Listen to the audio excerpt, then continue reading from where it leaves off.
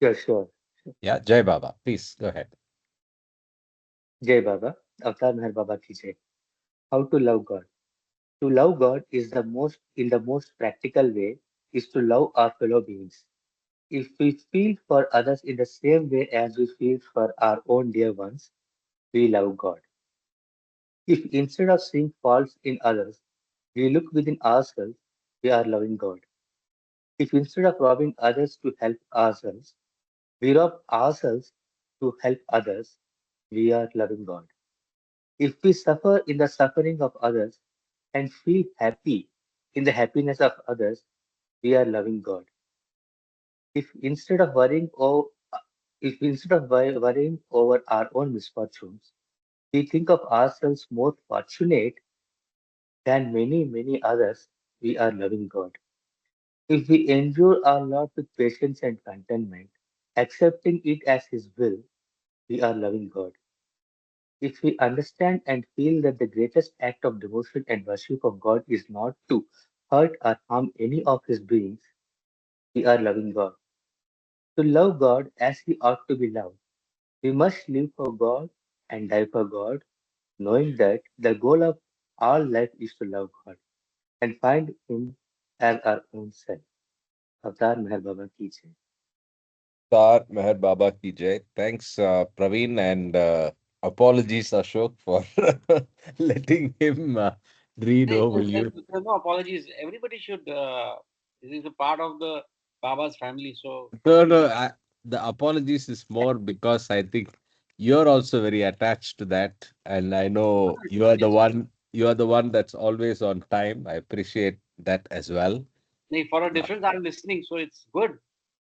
yes, good. Anyway, We are very not listen for His word.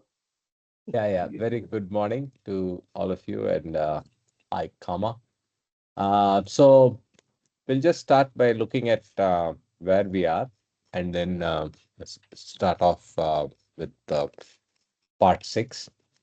So we did the two parts outside the theme of, I mean, outside the sequence of reincarnation and karma, and that was the problem of sex and the sanctification of married life.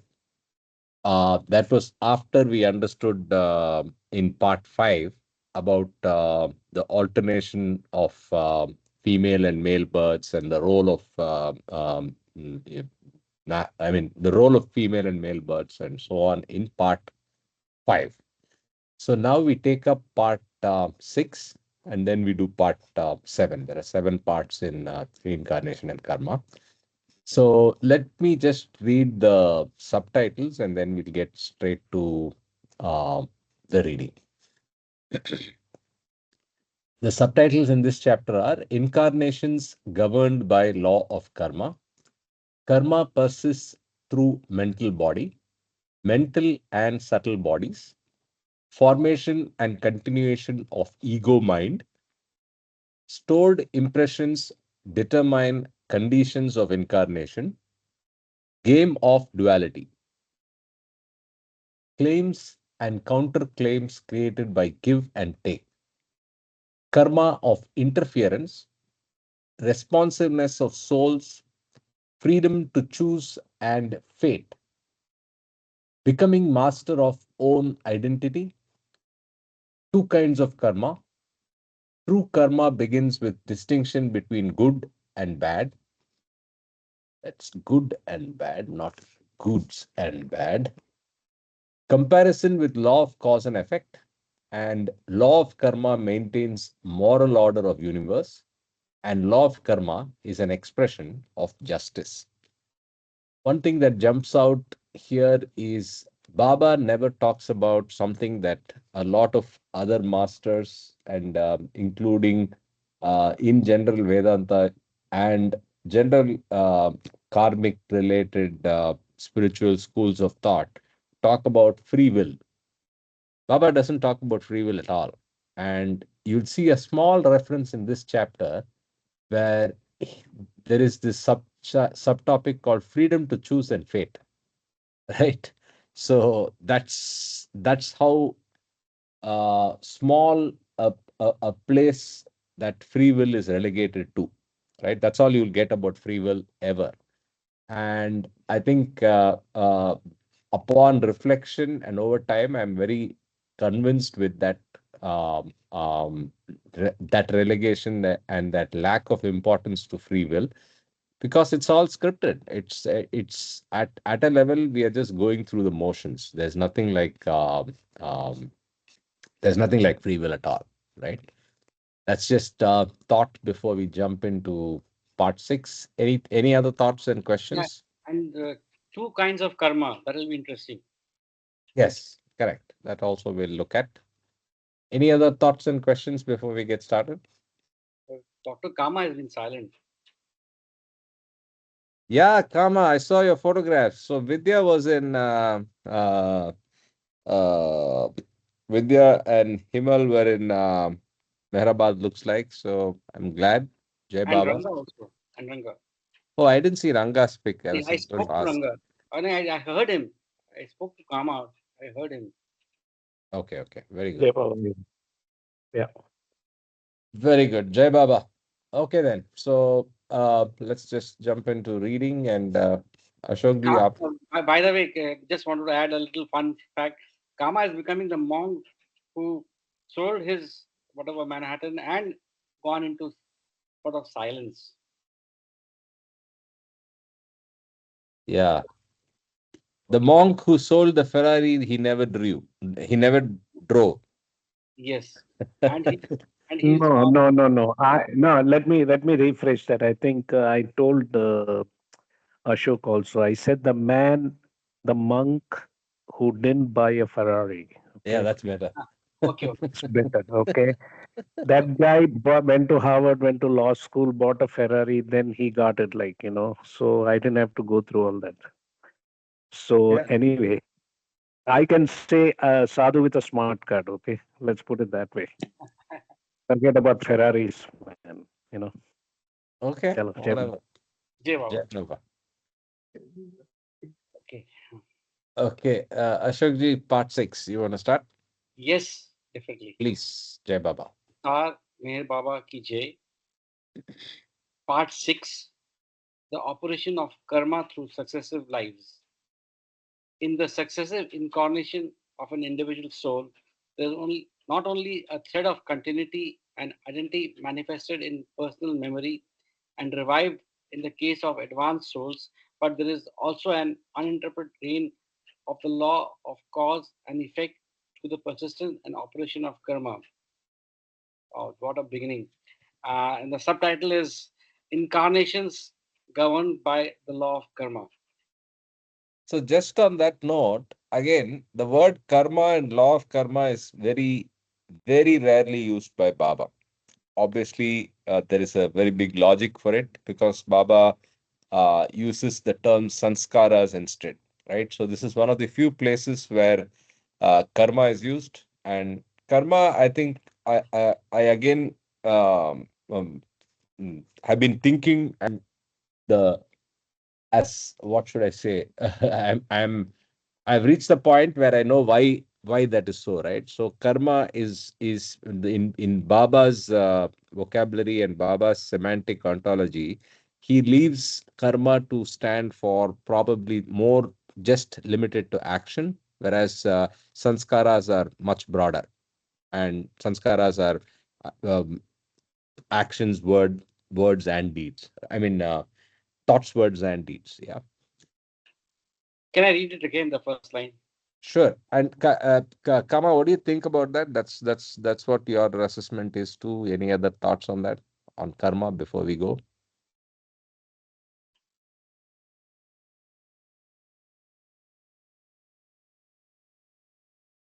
Karma. Okay. Yeah, you go ahead. Okay. In the successive incarnations of an individual soul, there is not only a thread of continuity and identity manifested in personal memory and revived in case of advanced souls, but there is also an uninterrupted reign of the law of cause and effect through the persistent and operations of karma.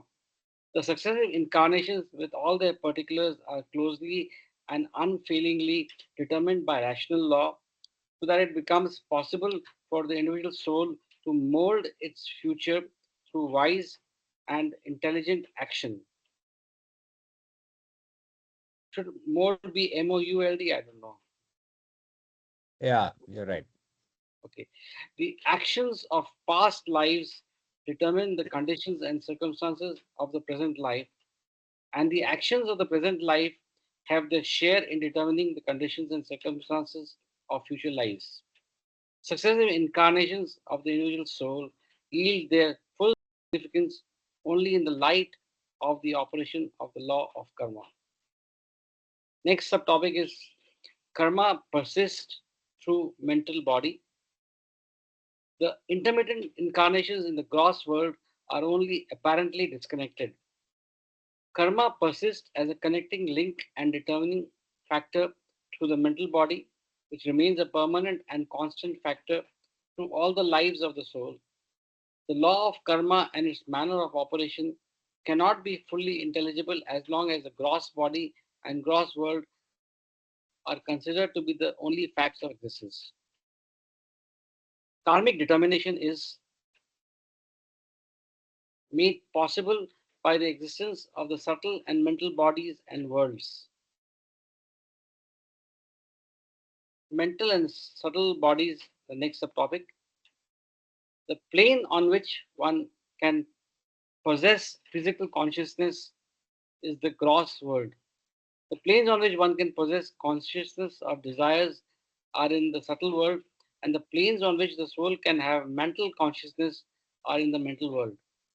The source of desire is to be found in the mind, which is on the mental planes. Here, the seed of desire is attached to the mind. The desire exists here in a latent form, in the same way as the tree is latent in the seed. The mental body, which is the seat of mind, is often called Karan Sharir or the Karan. casual Karan. Okay, I'll read again, sorry. The mental body, which is the seat of mind, is also called Karan Sharir or the casual body because it's Causal body. or the causal body because it stores within itself the seeds or the causes of all desires. Thanks for the Yeah, sorry, but yeah, no, we have to read correctly. correct. My apologies, Baba, and my apologies. The mind retains all impressions and dispositions in latent form.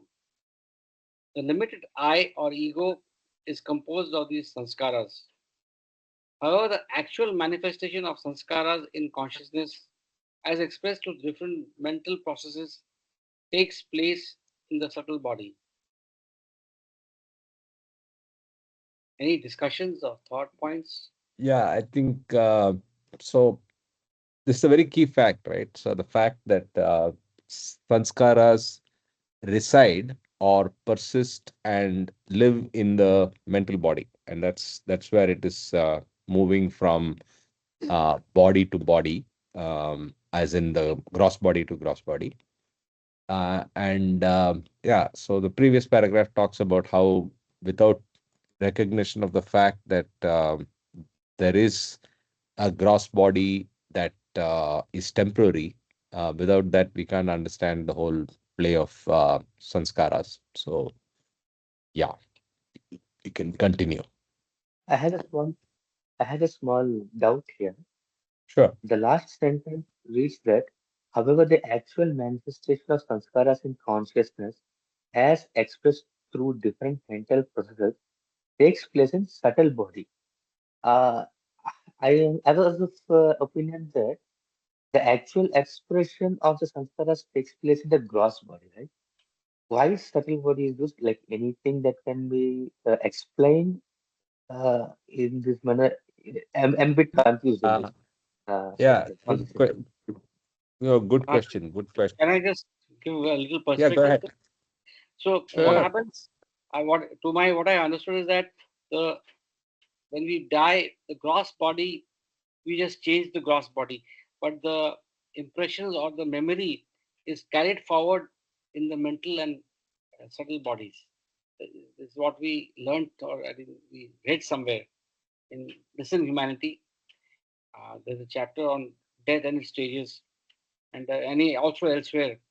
So the impact of the sanskaras is carried, the memory of the impact is carried in the mental body.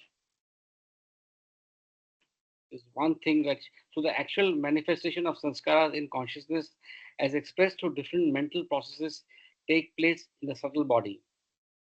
And after the gross body, the next stage is the subtle body. And after the subtle body, we progress or migrate to the mental body in the path of, uh, of the journey of the soul. Involution. Involution, Yeah, yes. And of course, agreed. you But can add Karthik and Rama. yeah, I'll request Kama to jump in. But I think that expression of sanskaras takes place even in the gross body. So I'm confused too. No, And the statement here is more general. The fact is that sanskaras are persisted in mental body. Expression of sanskaras happens in the gross plane and in the mental plane, and in the subtle plane and in the mental plane. Kama, your thoughts? agreed, Karthik. But the memory of the sanskaras is not carried in the gross body because we change the gross body. No, So no, no. it might, That's absolutely given. Take it. Absolutely accepted. Because gross body is temporary. Logic is sound, right? So why is sanskaras not in any other place? Simply because any other place is not persistent through multiple births, right? So the mental body is Probably we'll read the sentence once again. Probably it makes sense. sure. See, it says, however, the actual manifestation of the sanskaras is in consciousness. In consciousness can be in any body, right? Um, and the actual Yes. manifestation in consciousness, as expressed through different mental processes, takes place in subtle body. That means it's saying actual manifestation takes place in subtle body. Probably, can we think that it is a via media? Like it is a medium in between the mental and what do you call the gross, because even any sanskara in mental in your mental state has to be expressed through gross body. But I think the first, I think it goes through via media of subtle first and then comes to gross body. Probably that is what I could make out of it. Probably uh, if Kama can put some of his knowledge on this. Kama So, garu. what was the original question? Original question is, please interpret the last line. The actual manifestation of sanskaras in consciousness, comma, as expressed through different mental processes, comma, takes place in the subtle body. So, the way I understand is, see, sanskaras are stored in the mental body, which is the mind. That is the repository of all the sanskaras, good or bad. So, for example, suppose I want to smoke a cigarette. That's a thought. It's in the mental body. Now, what happens is, depending on how strong that impression of smoking is there, then the desire comes. There's a difference between thoughts and desires. So, thoughts are of the mental body. So, when you look at the subtle body, subtle body has to do with the energy, the desire, the emotion, the feeling. So that is what is meant. The actual manifestation of sanskaras in consciousness as expressed through different mental processes takes place in the subtle body. Now, this word expressed through different mental processes is a very um, ambiguous term. Even I struggle with it, but having read the literature of Baba, to simplify it, so the thought becomes a desire or an emotion or feeling, then the desire or emotion or feeling will then convert it into action of deed, which is through the gross body. So basically, all human beings are going through three emotions: action of thoughts, action of words, which is emotions, feelings, desires, and action of deeds. So, depending on how powerful that sanskara is, suppose it's a weak sanskara, then it will be just be a thought.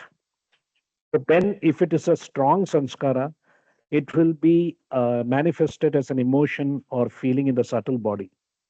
But if it's a very powerful sanskara, here your vivek and vairagya comes. So now you have a choice. Now you have a cigarette in the hand, you have a desire to smoke it. But the question now is, you know that I don't want to smoke it because I've stopped smoking, but I have this desire. So this is where whether that powerful sanskara, gross sanskaras, will influence your choice. That is why free will power of choice is more dominant than your prarabdha karma. That is the difference between a human being and an animal.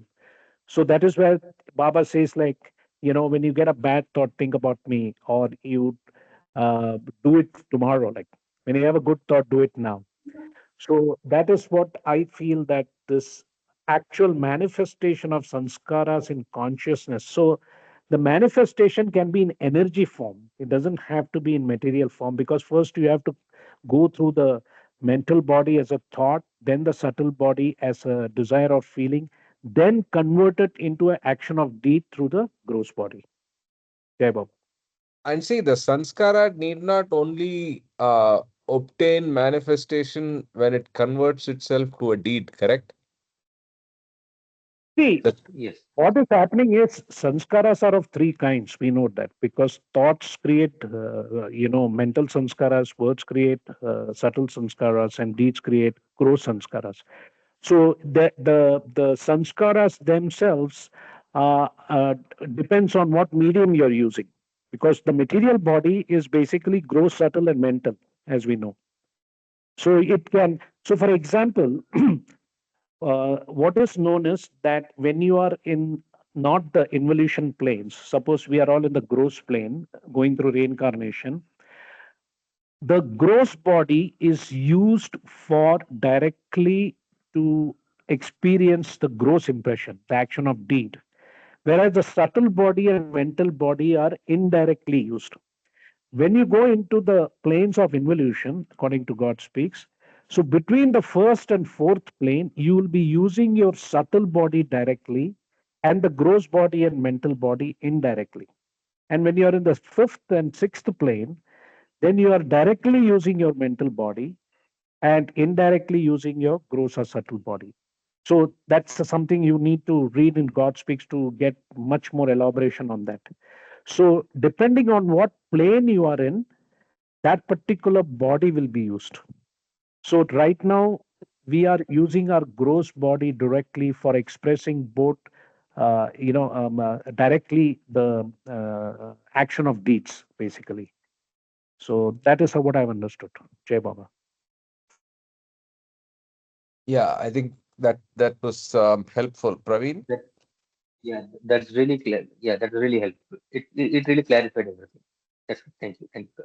That Yeah, is coming from See, the sorry, sanskaras always start with the mind, right? The thought has to start. Doesn't start with a deed. See, only the self-realized people, they don't think, because manonash, everything is spontaneous and natural because they have a universal mind. Whereas we ordinary human beings have to spend the sanskaras when we are in the reincarnation state, and we are unwinding sanskaras when we are in the planes of involution. So that is the difference in terms of how we are uh, reacting or responding to our sanskaras. That reacting or responding has to do with intelligent action or unintelligent action. But depending on which plane you are in, then sanskaras are either being spent or sanskaras are being unwinded. That is another thing that you need to look at. Jai Baba. sure. You're getting to the free will and the intelligent action anyway later in this part. So yeah, let's continue. Ashokji. yes, and just I wanted to add that part two of Listen Humanity, of course, that is simple, simpler than the text of Discourses and God Speaks. So, Praveen, you can read the part two, chapter one and two, as a prelude to this. That will give you a little more understanding. Jai Baba. Sure, sure. I haven't gone to listen humanity yet. I will surely go through it. Thank you. Yeah. Well, Okay. so what does part one and part two talk about? Okay, the part one talks about uh, part two. Part one is mostly about the sevas, but part two has got chapter one, and that is about death and immortality. And part two, that's chapter one, and part two, chapter two, talks about the cycle of sleep and waking. So, Yeah. Okay. so, That, so what will happen is that you will get a connect between how we live our lives, and also part two also, I think it's part two which talks about that when you go to sleep, you enter the ordinary dream state, and you dream state is before you get into a deep sleep, and it's got a lot of things. So sound sleep is equal to unconsciousness, dreams is equal to subconsciousness of duality, and roused from sleep is full consciousness of duality. So it is a link to consciousness, which is very it took me a lot of time to understand the yeah, yeah. whole. Right. I understood. So it's a good contextual Understood. background there, but it's not directly sanskaras. That I was keen to see if I had to add some linkage to that. Okay. Thanks for that input. Meanwhile, hello Ashish, hello Raval. I think someone new. Welcome. Uh, Ashok ji, we can continue. Okay. The next subtopic: formation and continuation of ego mind. The soul, which in reality is one and undifferentiated, is apparently individualized through the limitations of the mental body, which is the seat of the ego mind. The ego mind is formed by the accumulated impressions of past experiences and actions, and it is this ego mind that constitutes the kernel of existence of the reincarnating individual. The ego mind, as a reservoir of latent impressions, is the state of the mental body. The ego mind, becoming spirit and experiencing activated and manifested impressions, is the state of the subtle body. The ego mind, as descended in the gross sphere for creative action, is the state of physical incarnation. Thus, the ego mind, which is seated in the mental body, is the entity that contains all the phases of continued existence as a separate individual. I'll read this last line again. Thus, the ego mind, which is seated in the mental body, is the entity that contains all the phases of continued existence as a separate individual.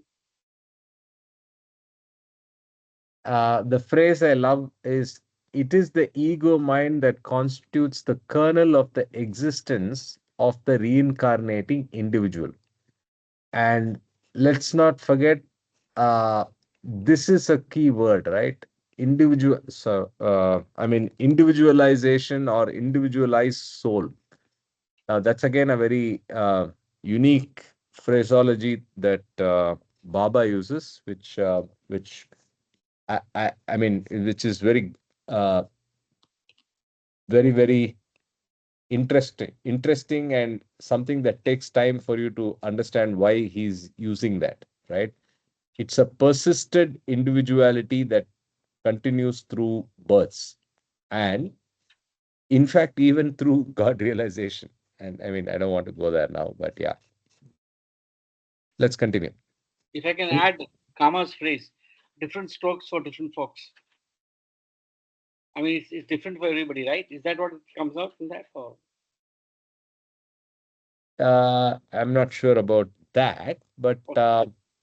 yeah, we could Well, look at it. hey, Baba, I think that what one is that line that you read is very important. The ego mind being the kernel, because that is where all the sanskaras are stored, and that is what keeps going through different incarnations and then comes out with a new brain every time we take up a new body.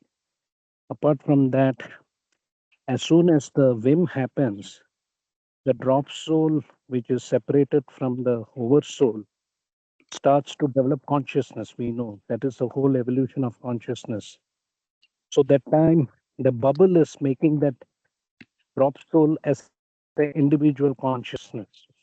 And then, as Karthik just mentioned, when you read God Speaks, that this individual drop soul consciousness, then when it attains God realization, and when it goes to the state 2B, which is the Nirguna Nirakar state 2B, it actually has its own individuality, but it has complete mature consciousness. What you call impressional, no impressions are there. It is fully mature consciousness, but it retains its individuality, even though Yes. it is united Yes. with the overflow. That is the main point. Yes. Every word in Discourses and God Speaks is worthy of meditation, reflection, and going deeper and deeper. So that's why I pointed that out, and then I request all of you also to think like that, right? So keep thinking of why use the word individualized. He could have said soul. He could have said individual. Right. Individualized soul. Individual life. Yeah. Yeah. And I think another point is from my own experience, as Karthik rightly said, reading discourses and God speaks and really contemplating, introspecting, reflecting on it, you actually gain self knowledge about yourself.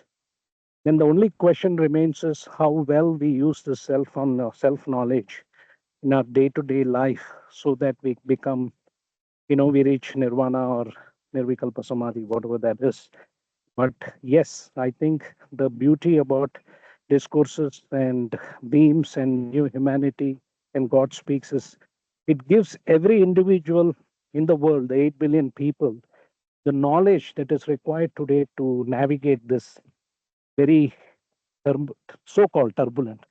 Because Trump just got shot. By the way, anyway, he's Oh, okay now. really? His right ear got pierced. Oh yeah, there was an assassin like in Pennsylvania, but that's part of the divine uh, script, I believe. So let's see what's happening. The whole thing is a circus that's going on. Jai Baba. And it happened in Pennsylvania. Interesting. Okay. It's all happening here. Let's Stored continue. impressions. Okay, yeah. Stored impressions determine conditions of incarnation. Subtopic. The ego mind, seated in the mental body, takes lower bodies according to the impressions stored in it. These impressions determine whether individuals will die young or old, whether they will experience health or illness or both, whether they will be beautiful or ugly, whether they will suffer from physical handicaps like blindness or will enjoy general efficiency of the body, whether they will have a sharp or a dull intellect, whether they will be pure or impure of heart, fickle or steadfast in will, and whether they will be immersed in the pursuit of material gains or will seek the inner light of the spirit. Game of duality, subtopic. The ego mind. Again, this list of uh, you know list of choices or list of duality options is not a limited list. It's just an indicative, illustrative list, because it's not just these limited choices that we get. The the diversity that exists in the creative universe is that of a billion or 8 billion, right? Each individualized soul has and I should say that's in the human kingdom. But then if you go across, the individualization of the soul is literally unique. So every one of these dual experiences, about beauty, about physical attributes, about mental makeup, about purity of the heart, all of these are at so many levels of gradation and so much of sophisticated fineness in differences that it's just mind boggling. But then that is individualization of the soul. That is the play of sanskaras. It's amazing. Yeah, I think the subtopic is very apt. Stored impressions determine conditions of incarnation. Correct. The next subtopic, game of duality. The ego mind, in its turn, becomes modified to the deposited impressions of karma, which include not only gross and physical action, but thought and feeling. And the circumstances of each incarnation are adjusted to the composition and needs of the ego mind. Thus, if a person has developed certain special capacities or tendencies in one incarnation, he takes them on to the succeeding incarnations. Similarly, things that have been left incomplete in one incarnation can be completed in the incarnations that follow. Through the persistence of impressions, the karmic links that have been forged in one incarnation are carried on and developed in succeeding incarnations. Thus, who have been closely associated with each other, those who have. Yeah. thus those who have been closely associated with each other through good or bad feeling dealings, therefore tend to have recurring contacts.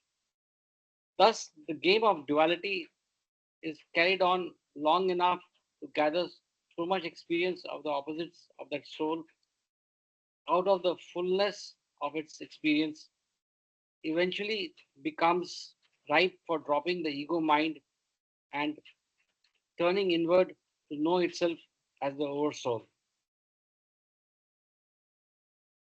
So I have a provocative statement to make from this, right? So it's highly likely that those of us on the call here also probably have uh, some reasons of association that go beyond our gross bodies. So it could be that we are connected from multiple births. At least those of us that are in frequent contact, I'm sure that it's not random, right? And you take Ashok, you take Kama, right? How we ran into each other, how we built a relationship. Obviously, it's almost like you're continuing something that already existed, right?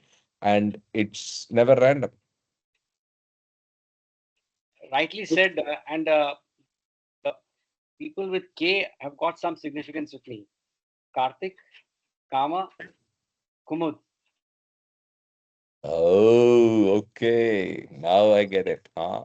Good Anyway, observation. a good fun fact. Anyway, just a little put it on the lighter side, but anyway. Yeah, sure, sure. Jay Baba, I think Ashok is planning to put us on his will actually. So that's a hint for us. Oh yeah, So, you know. uh, So yeah, thanks for Kama. that Let's do. Let's subliminal. Kama. I have a offer. Let's take all my assets and liabilities and equate it to your assets and liabilities, and you adopt me.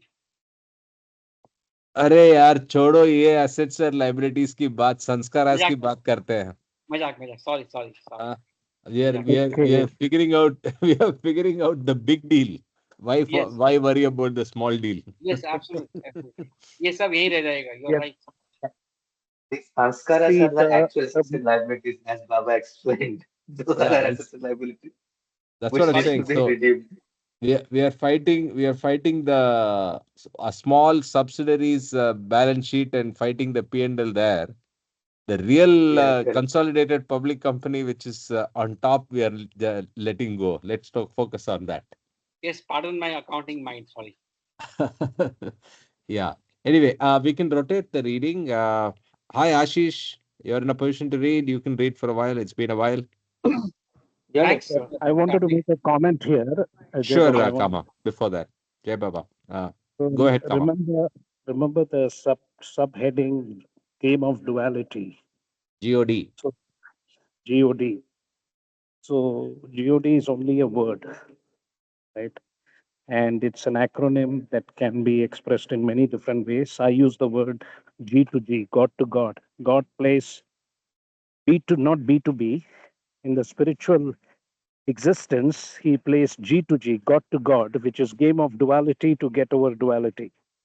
That is my mantra. Instead of, if you look at God speaks, where there is nothing about love, we understand that this whole business of life This whole business of assets and liabilities called good sanskaras and bad sanskaras have to become zero, right? We are going back to our original state, but with full consciousness from 0 degrees to 360 degrees, full circle.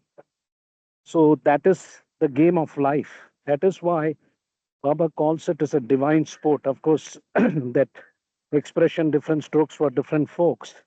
Some people can take it as Jnana Yoga, which is the greatest detective story ever told, self knowledge. You can take it as Bhakti Yoga, which is called the divine romance. Complete surrender is required. You don't need self knowledge for that. And Karma Yoga, which is selfless service, which is what Baba wanted to emphasize during his new life, the labor phase, basically. So, what is recommended in this Kali Yuga or this Kalki Yuga is selfless service. Because love is always there. Whatever you do in life, you have to do it with love, whether you are in the material life or spiritual life. So it's like talking about oxygen in the air, that we are breathing. So this particular paragraph and this chapter also, the word mind, ego, mind, just like I say, soul's consciousness or consciousness of the soul. So next time when you read about the mind, you subliminally think of it as mind, ego, or ego, mind, because it Ego mind. helps. That's a good one. Otherwise, we start separating the ego and the mind. They are just different aspects of the same thing, right? Mind is basically mental body, technically speaking, and is the repository of sanskaras, which creates the ego personality self, basically, based on our sanskaric impressions. So the mind ego is a very important word, right? So that is one part. And again, that game of duality, I like that because it, um, my understanding of life is through this. I look at it as a game, as a play, you know. So just just my understanding, Jai Baba. You're saying mind is a repository of the sanskaras, but that's maybe my perception. Mind is just for the that particular birth only, right? For the single birth, No, right? No, no. So, mind. so if you notice in the last half an hour, he used the word brain once. So from the mind, you get into the brain for each gross body. So the mind is the ego mind as such. See, if you go to a psychologist and ask him mind is linked to brain. It's dead when the body dies, right? But we are in the Baba world. We are talking very specifically in the context of discourses. In the context of discourses, and like beautifully Kama pointed out, which I think we should practice in ourselves also. Instead of saying just mind, ego mind is better. So from the point of a ego mind, it is across births. The ego mind's status at the end of a particular lifetime will determine the nature of everything in the next birth, including the brain of that birth. How smart, how dull, how what he's going to do, what are the tendencies that he or she is going to have, and so on and so forth. Does that answer your question, Ashish? Yeah, Important yeah, question. yes, yeah. So Basically, the brain I have changes in each incarnation, and but the mind also is changing all the time because it keeps spending sanskaras or unwinding sanskaras. So the yes, mind, the repository of sanskaras, it's a storage house, basically, like cloud computing, or what they call it, the Akashic records, you can call it. But the mind basically keeps changing every moment because the sanskaras are changing. But the same mind is carried away. It's like the mothership leaves the, whatever that is. So when the body is dropped, the gross body is dropped, this mind accumulates all these sanskaras that you have taken from the birth till death in that life cycle, and then goes to the astral thing, and then goes to all that performance review, and then comes back into a new body. And then there's a new brain, which is basically the hardware part of the material body. Hey, Baba. Yeah. The mind is the software and the cloud repository that continues and is persistent. You can change your phone. You can change your phone. You change your phone, and then everything comes from the cloud and gets loaded up onto the phone, into the new phone, in minutes these days, right?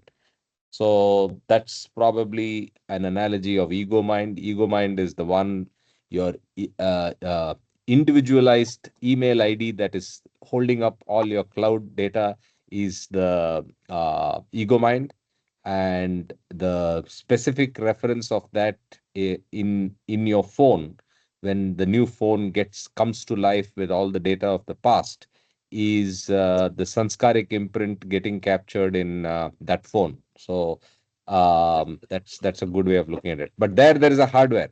There is a physical memory in that phone.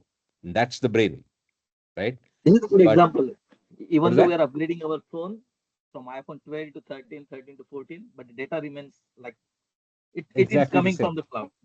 Absolutely. It's a beautiful analogy. I was also thinking about it as I am Yes, saying. It's a the very beautiful smartphone, analogy. the smartphone is the brain which keeps changing in each human form, but that download of all the data is the sanskaras, mind ego. Exactly.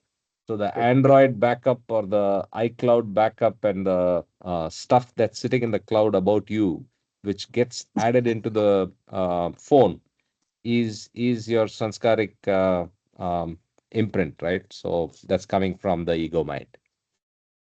Anyway, we keep discovering new things all the time, like this new analogy. So let's go. Ashish, you're in a position to read? Yeah, yeah, yes. Please, Jai Baba. Claims, claims and counterclaims created by give and take. If there has been a give and take between certain persons that holds karmic and sanskaric ties between them and creates claims and counterclaims, they have to come together and carry on fresh dealings in order to meet these claims and counterclaims. That which a person gives with a selfish motive binds him in the same way as that which he takes with a sense of separateness. The transaction of give or take, which thus binds, need not be a purely on a material plane in the form of exchange of goods or money, nor in the performing of some physical task. It could consist of exchange of views or feelings. So what is being said here? Any comments?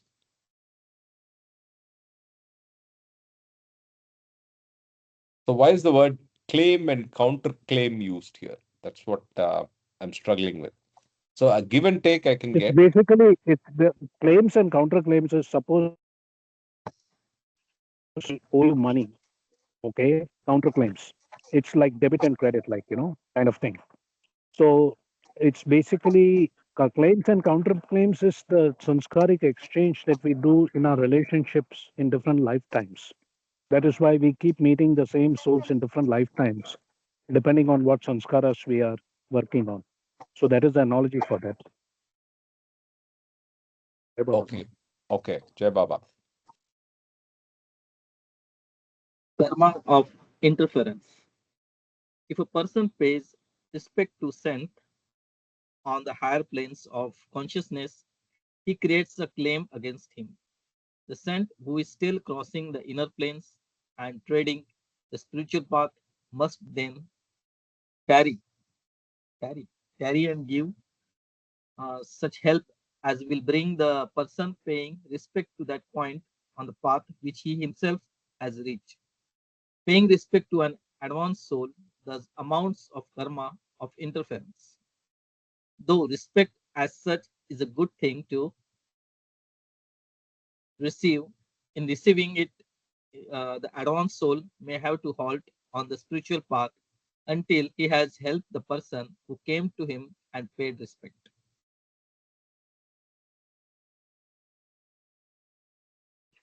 Responsiveness of souls. The quick and unfailing responsiveness of souls is expressed in the law that head begets head,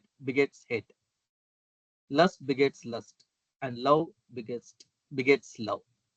This law operates not only during a single lifetime but across several lives. An individual feels impelled to hate or fear an enemy from past lives although the present life may not have provided him with any apparent reason for this attitude. In the same way, without any apparent reason from the present life, he is impelled to love and help a friend from past lives. In most cases, the person may not be aware of the reason for the unaccountable attitude, but that does not mean there is no reason for it. Many things that seem inexplicable on the surface becomes intelligible when considered in the light of karmic links to the forward from past lives. So if there's a relation between the last life and today's life, right? Today's birth. But there is a one more thing when we call as hereditary, right? So that means if the most of the times the attitude or some habits remain same as their parents because of the hereditary, then we can say the sanskara also little bit similar for the parents and child, is it? I think that's a very lower form attribute, right? So, very good question. Heredity, how does heredity play up with sanskaras? So, my assessment, my personal opinion is heredity has a role simply because of the form factor, right? So, let's go back to our phone analogy. Yeah, let's say you had a smartphone of a particular size, and then you upgraded from that particular size to a different size. So the form factor changes. You upgrade to a bigger phone. Now, it has a better resolution, so it loads up videos in better quality and photos in better quality. So something that was hitherto not possible, same photo, same video, but it loads up in a better way, right? So in the same way, if you come to the analogy of heredity, your sanskaric imprint is X, Y, and Z. You pick a particular womb which gives you the best expression of XYZ in the next birth. You pick that womb, but that womb comes with certain context, with certain limitations, with certain attributes and tendencies, right? That womb will have is having a white skin. That body has a white skin. That body has strength over, say, your previous birth, more strength than probably your previous birth. All that gets carried into you. That's more by force. It's hardware. It's hardware. It's not really in your control. But there's not. There's an indirect link to the sanskaras in the sense that you will not choose a body which does not help you express and live to your soul plan for that particular lifetime. That's my assessment of role of heredity. Anybody else on that good thought-provoking question? Yeah, Baba. The way I've understood is that basically, having listened to some near-death experiences and about reading about reincarnation theory, so let's look at it this way: you, as an individual, have a repository of sanskaras, good and bad. And what is happening is the whole journey is about dissolving these sanskaras. And the way you do it is to take a human form, male or female, whether you're born in the East Oriental or the West Occidental. It all depends on what kind of sanskaras you're working on. Number one.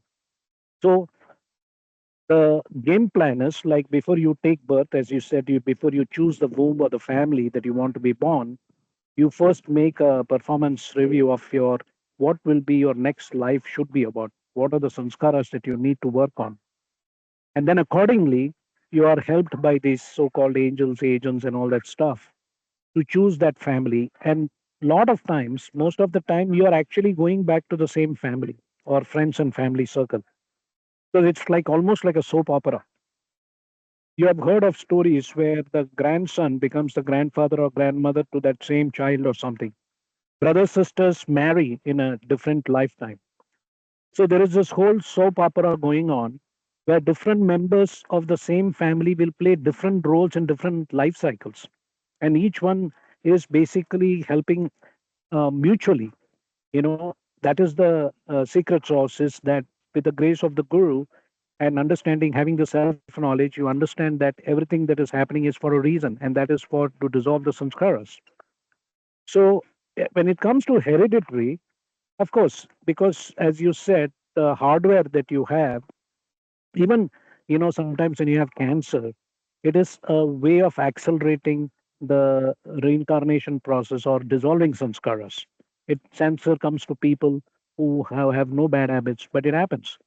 So my understanding of certain diseases, certain kind of handicaps, accidents are all in the big picture to accelerate our process in this whole self-realization process. So yes, hereditary plays a role based on the family or whatever family you come into, and that kind of goes through the genes, DNA, and all that we know about. Jay Baba. Thank you. Anybody else? I think what you and Kama said are really valid. I was just trying to put it in another way. That is that we only inherit those qualities which are required as per our prarabdha destiny. Yes, absolutely. So we choose, as you said, we choose the womb, and we inherit those things which are required for our uh, to experience our prarabdha. So that we can put it in that way probably. Correct, but then it need not be a perfect fit, right? So there might be certain tendencies that may not directly contribute to your uh, sanskaric progress, or I'm not choosing the best words. Like somebody may have a tendency to catch a cold, very minor thing, right? So, and hereditarily, and you picked up that tendency through DNA, through heredity, right? Now, that may Yes. not necessarily have a big impact on your soul journey, but that's a necessary, I mean, that's part of the nature of the hardware, right? So you have taken that hardware, so you get something. So not all of it may be directly relevant, is my personal opinion. But of course, Okay, like the big not picture. everything can be unwinding. Yeah, Correct. yeah. The big picture is you make that choice. You pick that womb. You pick the hardware which is most suitable for your software plan for that soul, to use the phone analogy. Anyway, I think that's good. Let's Yeah. continue, Ashish. The law of karma is law exhibiting itself through continuously changing mutual adjustments, which must go on when there are individual souls who seek self expression in a common world. It is an outcome of the responsiveness of ego minds. The rhythm in which two souls start their relationship tends to perpetuate itself unless the souls, through fresh intelligent karma, change the rhythm and raise it to a higher quality. Freedom to choose and fate. As a rule, accumulated karma has a certain inertia of its own. It does not change the nature of its momentum unless there is a special reason for it. Before karma is created, the individual has a sort of freedom to choose what it shall be.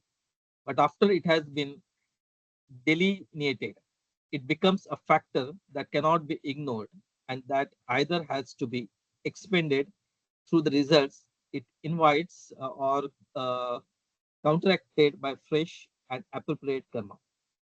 The pleasure and pain experienced in life on earth, the success or failures that attained it, the attainments and obstacles with which it is strewn, the friends and foes who appear in it all are determined by the karma of past lives.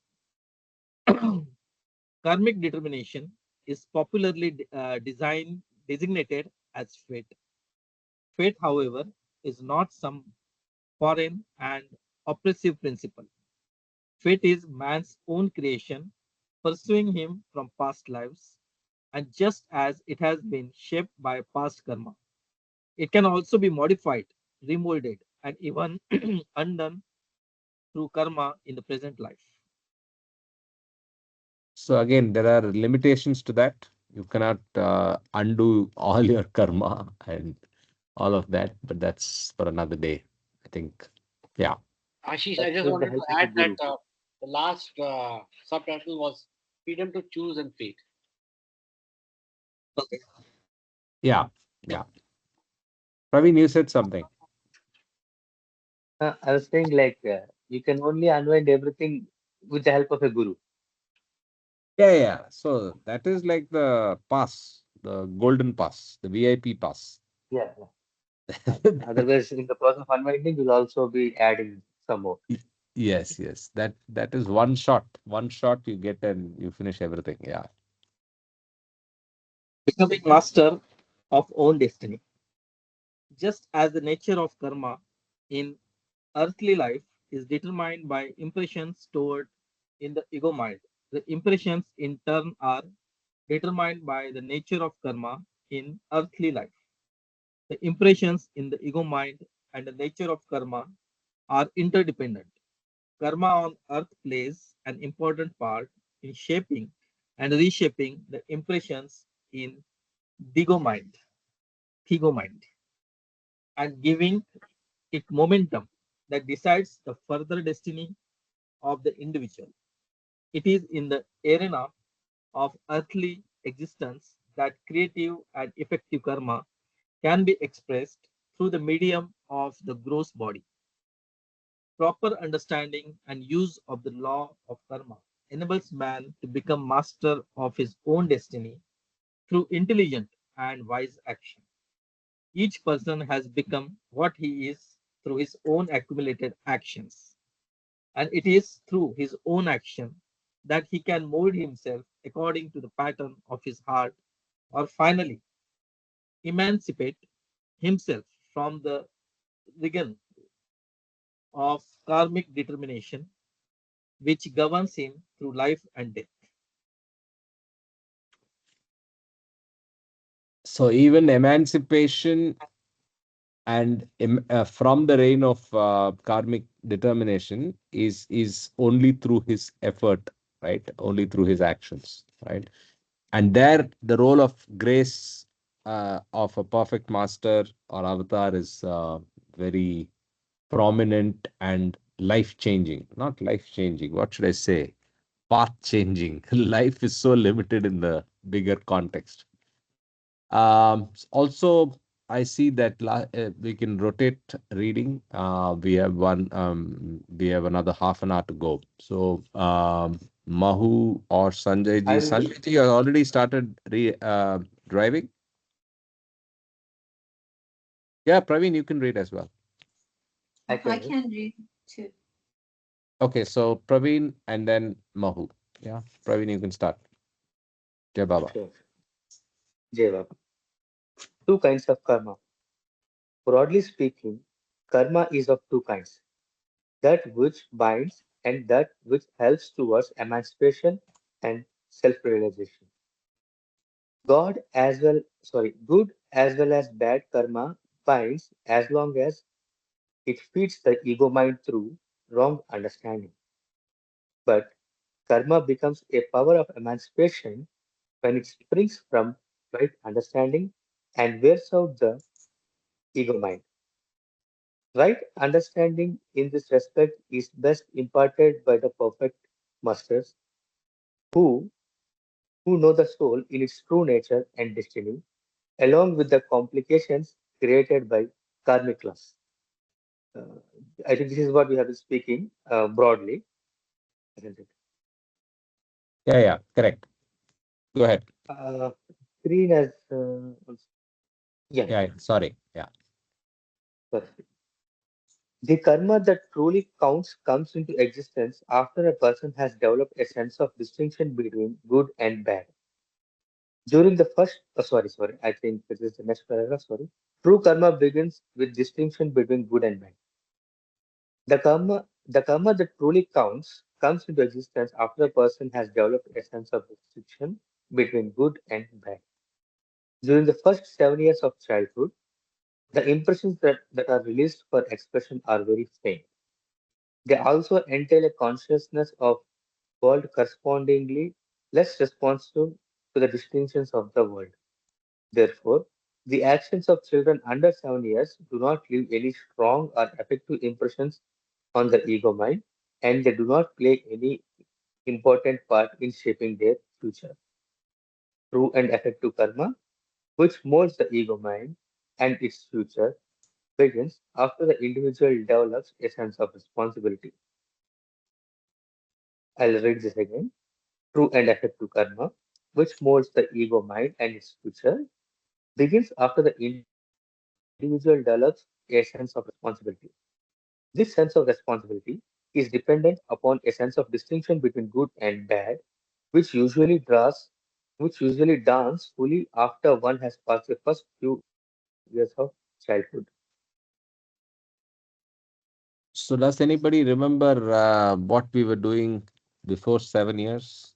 Or have you seen any this play out in your kids? I did not observe this. So I'm just so the point that's being made is in the first 7 years, the sanskaras are very faint, and the person, the baby, the kid is not actually making significant addition to his sanskaras or even expressing using his sanskaras at that time. It's most faint. At after 7, the idea of viveka, the idea of knowing good and bad and making actions based on determination of good and bad, or the classification and understanding of impact of action, is what starts the process, right? That's the understand. That's my understanding. Any comments? Yeah, Karthik, I want to Another, add that in the first 7 years and thereafter life, every 7 years changes. I mean, 8 to 14, then 15 to 21, like that. And even up when you become a senior citizen. So it goes on till probably till 84, 91, 98, whatever. So life changes every 7 years. every 7 years. Mm. There is some Jay Baba, significant. I think the divine design is like, 50 years ago, the average lifespan was, let's say, 49 years. So every 7 years, we call it the seven stages, like Shakespeare's life is a stage.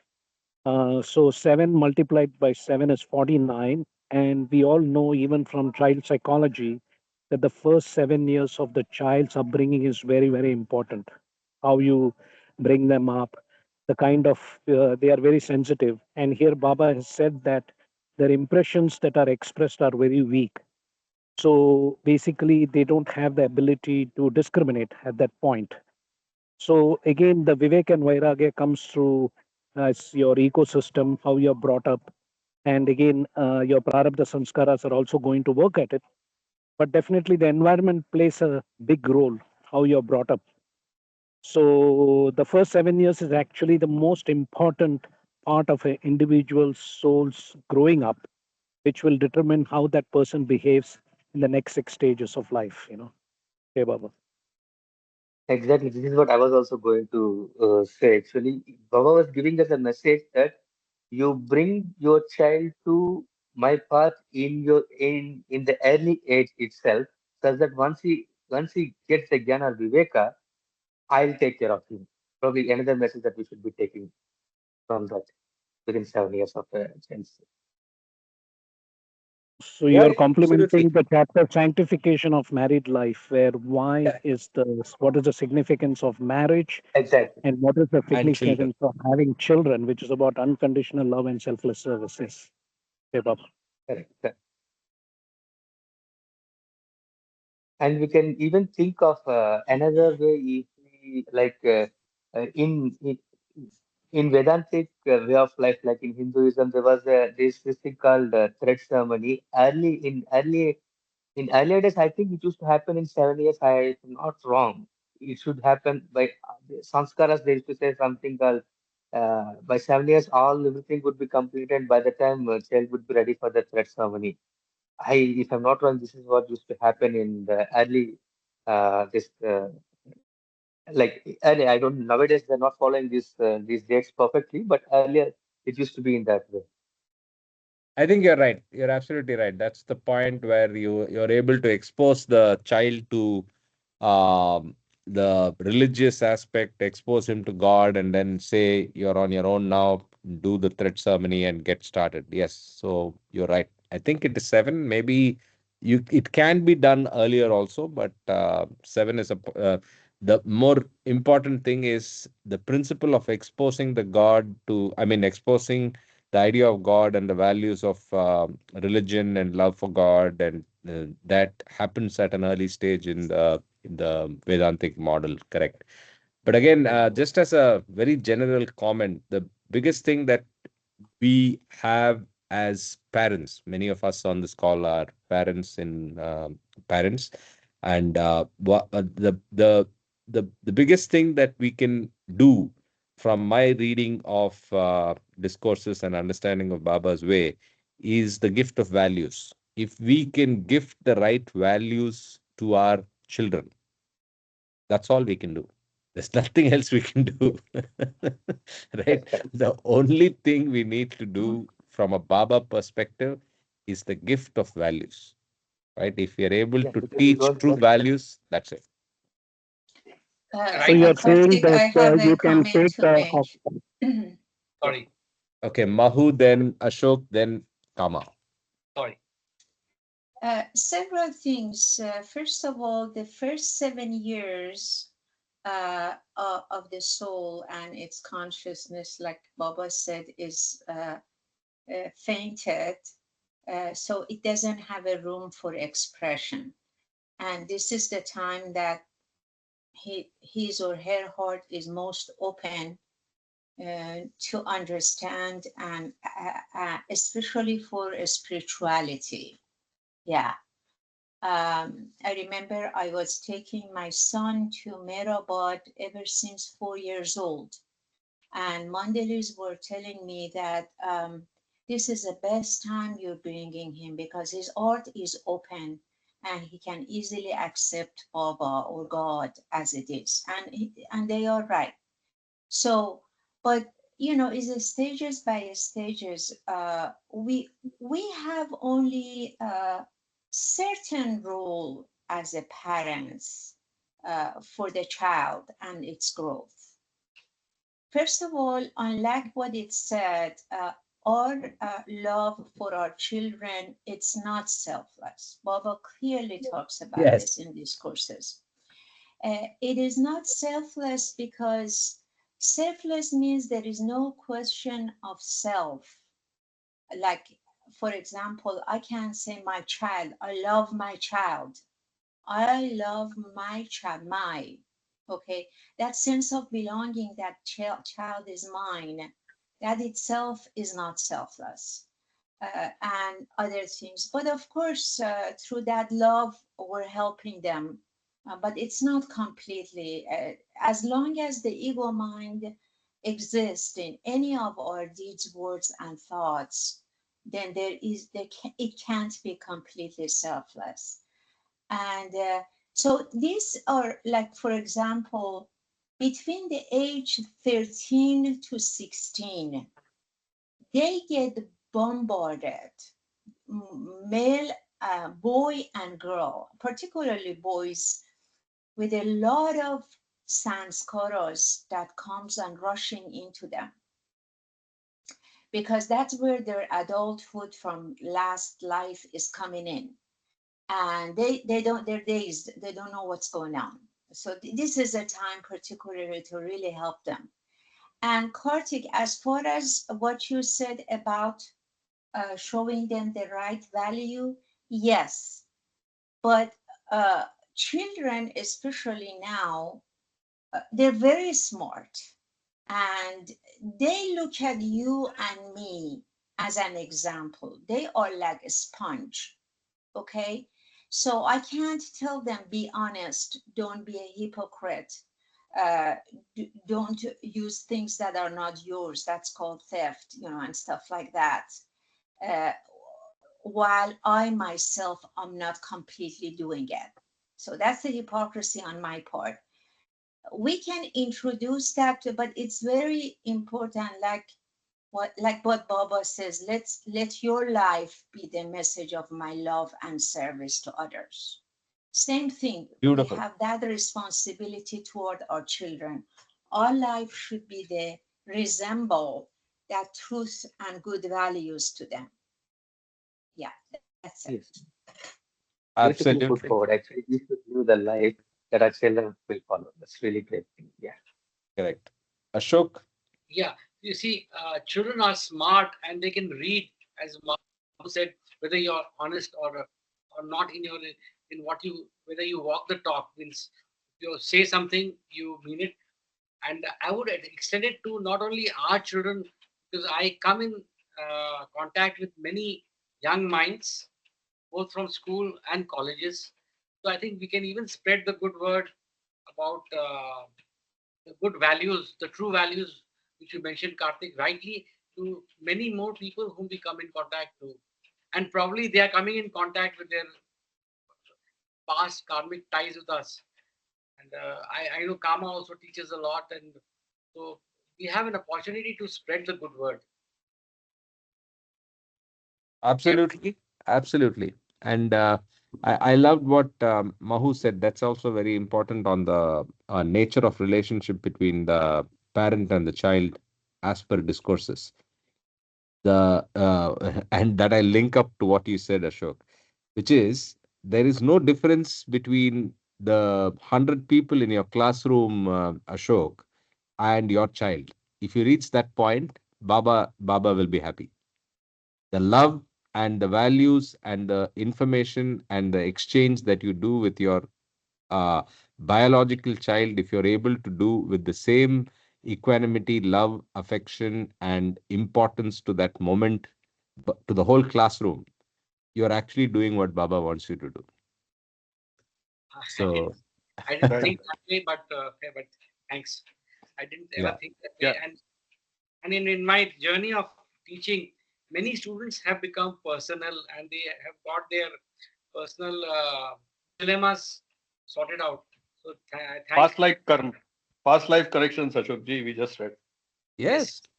yes, not random. Yeah, Like yeah. you we are you connected. you I had would a thank colorful this. life before, looks like. I would Karthik Kama. I would thank this group, and I would thank Baba. Yeah. Whatever little steps So, I have taken. Yeah, Yeah. on a lighter note, you seem to have had a colorful life. You have kids all over. Yes. Yes. Yes. Maybe I have interacted with more than 4,000 kids by now. oh, that's amazing, Ashok ji. Yeah, Wonderful, amazing. wonderful, Really. wonderful, Yeah, Baba. wonderful. You're very lucky, Ashok. You're very Great lucky. trait. Yeah, lucky Yeah. trait. I'm lucky to be in this group and learn from everybody. Yes. That too. Yeah. Yeah, thank you. Yeah, Back back let's back to the point that we were discussing is, of sure. course, Ashok ji mentioned that we want to teach children. One thing is our own preparedness. We need to focus. And is the I just reminded of the simile. You sow the seed when the sand is soft and wet, Yes, right? yes, So anything that you want to plant is has to be done in that fashion. So once you do that, after that the tree grows and the earth becomes hard and all that. becomes tougher and And tougher. the tree is able to go down of its own and uh, pick up the moisture from bottom. So that prepare the first sowing of the seed has to be on that soil. So first 7 years can be compared in that fashion. Yeah, yeah, Baba. Yeah, well, yeah, Yeah. correct. Yeah, Jai Let's Baba, continue. just Yeah, to add Kama. on to what everybody said, there is a saying, you can only take the horse to the water, but you can't make it drink. And that includes children, friends, spouses, and so on and so forth. So the only job we can do is as a parent or a friend or a colleague is to help others where we can, if it's possible. But definitely, as Baba said, take my name to the ear, I will take it from the ear to the heart. So I personally seen even within the Baba community and non-Baba community how parents deal with their children, and we know there's all permutation combination of how parents deal with their children and how the children respond to their parents. So I think Karthik and Sanjay Nigam are probably examples, or even Meru, like, who that you guys who have brought up children and exposed your children to Baba, and how it has impacted them itself will be another session we could have to see how it has impacted your own child. That would be very interesting to exchange notes. And also about values, that is something that uh, Karthik, when he was talking about understanding the right values, is very key. And parents have to be the example first before preaching to their own children. Exactly. Hey, Baba. We are all saying the same thing. We are super aligned in the sense that parents can be only good examples. So you just can't say something. You have to do it. Only then the value transfer happens. Anyway, let's continue. Exactly. It's my personal experience because my father's life was is an example for me. How to live Baba's life. Jai Baba, Anyway, Jai that Baba. is a Very good. comparison with law of cause and effect. The law of karma in the world of values can be compared to the law of cause and effect that operates in the physical world. If there were no law of cause and effect in the physical world, there would be chaos, and people would not know what to expect in the same way. What Sorry, to what expect? I think full people would stop. not know what to expect. Full stop. Yeah. In the same way, if there were no law of karma in the world of values, there would be an utter uncertainty of the results the people cherish, and they would not know whether to expect good or bad from their actions. In the world of physics, in the world of physical events, there is a law of conservation of energy, according to which no energy is ever lost. In the world of values, there is a law that once karma comes into existence, it does not mysteriously fritter away without leading to its natural results, but persists until it bears its own fruit or is undone through counteracting karma. I think this sentence read once again. In the world of values, there is a law. There is a law that once karma comes into existence, it does not mysteriously flitter away without leading to its natural results, but persists until it bears its own fruit or is undone through counteracting karma. Good actions lead to good results, and bad actions lead to bad results. So karma has to manifest, like, or has to be counteracted, isn't it? Reach an It outcome. is. Reach an outcome. That is basically get to the bottom of what it wants, or get undone by counteraction. Yes. It is like having the uh, climax of a movie, which shows that everything is gone good. So you have reached the climax. Now it is the karma is done. Yes. So either it's a tragedy or it's a Yeah, comedy. yeah, yeah. Yes. Law of karma maintains moral order of universe. The moral order of the universe is sustained through the systematic connection between the cause and effect in the world of values. If the law of karma were subject to any relaxation, reversals, or exceptions, and if it were not strictly applicable in the domain of values, there would be no moral order in the universe. Human existence would be precarious from the standpoint of the attainment of values.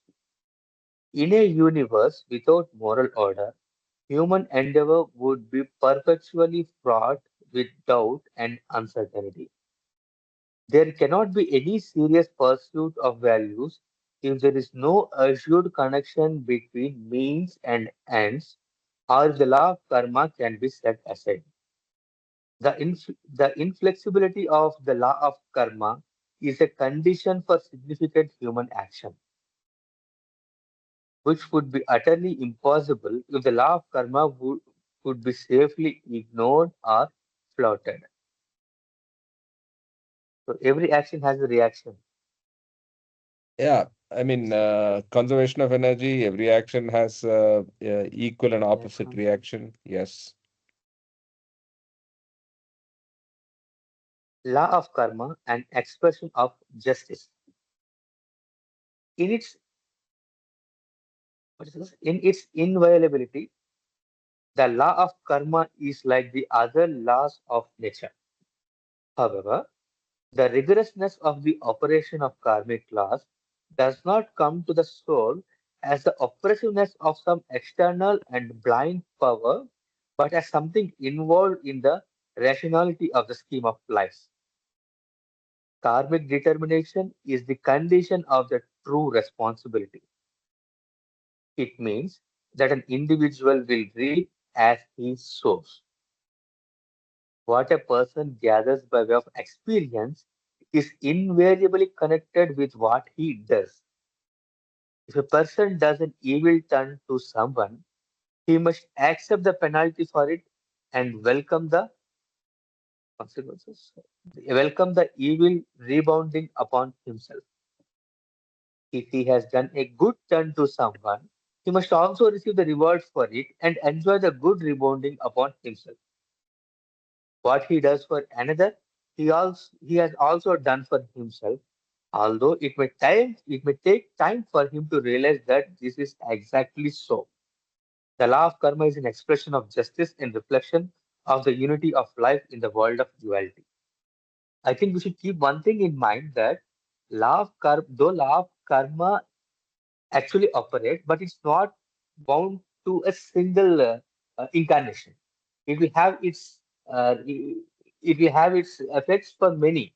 So we cannot say that since I have done it's like a general worldly expression that I have why am I facing this despite me not doing anything bad might it cannot be linked to these paragraphs because you are seeing this through your karmic actions of your previous incarnations. That was your prarabdha. If you are if either you are experiencing them so that uh, uh, your bad actions has got a what we call has got an experience now and it gets unwinded and your good actions from of this incarnation will bear fruits in some other in the next incarnation. Yeah, I'm not. Baba, the Yeah. expression here basically, I think the sum of this chapter is at least this particular paragraph reminds me of the Ten Commandments. What you sow is what you reap, which is like the law of karma and the law of sanskaras. What you do unto others, what you do unto yourself, what you do unto others is what you do unto yourself. So, Baba has given us these messages in the seven Sahavas savings and other messages. So that's how it is. The law of karmic determination is very clear. It's the universal laws of nature, and if you are able to understand that and implement it in our life, I think we are heading towards mukti, freedom. Yeah, Baba. I think I'm not doing a good job of rotating this in time to give everybody a chance to read. Apologies. Even No, yesterday, no, I I think, think that yeah. So anyway, it's, thank you so much. I think it was a very, very interesting and involved discussion. I loved the reading this morning, and I hope it was the same for all of you. Any passing thoughts before we wrap up for the day? It was good I just add two adjectives, very useful and things that we are doable things, in this chapter. Sanjay and Kama also mentioned about the Ten Commandments and some other movies which Baba used to like, which we read yesterday. If you all can please share the link on the chat. I tried seeing some one or two movies, but there is this particular link. Is it on YouTube or Netflix? Or please, if you can add. Yesterday's movies I saw, they are all are on YouTube. I saved them in my playlist. So that definitely I can post. Please Yeah, post. Please post. do that. It'll Yeah, I've added the yeah. list. I've added the list of the movies. So anything else that comes to mind, tell me. I can add, and please add as well. I'll I've just put a link also there, maybe. Yeah, if you send it, I will add it to Yeah, this. Yeah, I'll send it yesterday's movies. Yeah. Yeah, Baba. Can you also send it on Telegram? Of course, I'll come back to Yeah, you. of course. I'll send it on Telegram only in group. Yeah. sure. Yeah. Kartik, I have a comment to make Mm-hmm. about the law of karma. Sure. I think this law of karma is one of the most important law that that God has created and introduced to us, because it's constantly acting and reacting, operating in the physical world. As long as we live in a physical world, we do need this law of karma. Um, there is, unfortunately, even among Baba lovers, uh, they don't really, either they don't understand it or they don't pay attention to this law of karma. For example, if they encounter misfortune in their life, or if they have a hard time, or if they just have some suffering, if it's a physical suffering, financial suffering, and whatever, I've heard them saying, oh, you should see what Baba has done to me. You should see Baba has been so much on my case now. And yeah, and things like that. And it's really, I have been pressured by Baba, that. Whereas they don't really realize that you are the master of your life. You create your own life. It has nothing to do with Baba. It does, in a sense, that he is there to help you out and give you an understanding that you are responsible.